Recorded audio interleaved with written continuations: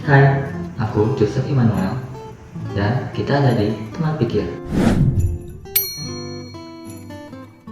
Sudah banyak pandangan-pandangan yang beredar di masyarakat tentang hal yang dipelajari di jurusan psikologi dan juga bagaimana karakteristik dari mahasiswa atau anak-anak yang berkuliah di jurusan psikologi.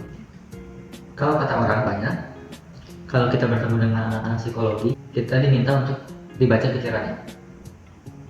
Sebenarnya kata-kata itu ada benar dan ada salahnya juga. Salahnya, anak-anak psikologi tidak diajarkan untuk membaca pikiran dengan informasi yang terbatas. Misal hanya dengan apa yang terlihat ataupun dengan ngobrol-ngobrol singkat saja. Jadi informasi yang didapat pastinya sedikit dan tidak bisa dipertanggungjawabkan. Sebenarnya, jika konteks membaca pikiran itu terjadi di aktivitas sehari-hari, yaitu di lingkungan atau circle pertemanan, di mana satu orang curhat atau bercerita dan satunya lagi mendengarkan dan ingin memberi saran. Sebenarnya dalam konteks itu tidak ada salahnya juga, karena hanya sebagai saran dan juga bentuk empati seseorang teman kepada temannya yang sedang bercerita. Tapi jika dalam konteks formal, jika seseorang ingin mengetahui dirinya lebih jauh atau ingin mengetahui sesuatu yang salah pada dirinya atau ingin memperbaiki diri lebih baik dan juga mengetahui apakah ada sesuatu yang terjadi pada mentalnya, baca pikiran itu tidak disarankan karena akan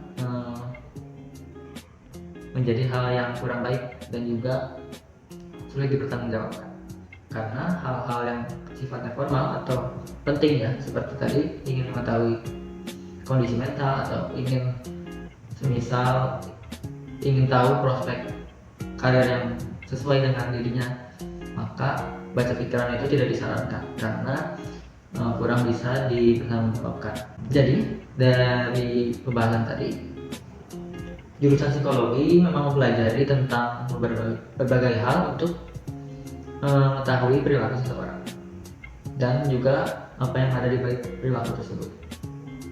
Kemudian dengan ada kata baca pikiran, sebenarnya di satu sisi ada benarnya juga, yaitu seseorang anak psikologi atau yang belajar di jurusan psikologi memang mempelajari banyak hal tentang perilaku, berbagai macam gejala yang dapat dikaitkan dengan perilaku yang bermasalah misalnya, atau memiliki suatu kecenderungan tertentu.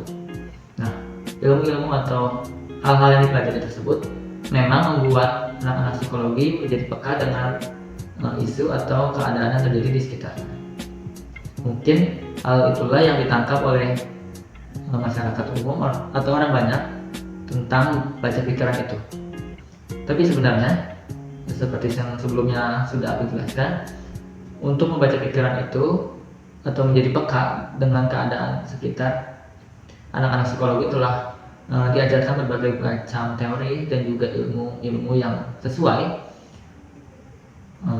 sebagai landasan untuk mengetahui gejala-gejala sosial yang ada atau gejala-gejala perilaku yang ada. Kemudian juga anak-anak psikologi dapat menangkap informasi-informasi tertentu lewat berbagai cara. Salah satunya yang paling sederhana adalah dengan wawancara menanyakan lebih dalam kepada seseorang tentang keadaannya ataupun apa yang diinginkannya ataupun apa yang sedang terjadi pada dirinya. Nah, dan dari obrolan yang cukup mendalam itu barulah dapat disimpulkan sesuatu. Jadi kesimpulan tidak bisa didapatkan dari informasi dari obrolan singkat pastinya. Biasanya juga untuk memperlengkapi data atau informasi yang dibutuhkan, seorang profesi psikolog biasanya menggunakan psikotes ataupun observasi yang mendalam. Jadi sampai sini aja video yang akan aku buat. Terima kasih yang sudah menonton dan mau memperhatikan sampai akhir video. Terima kasih.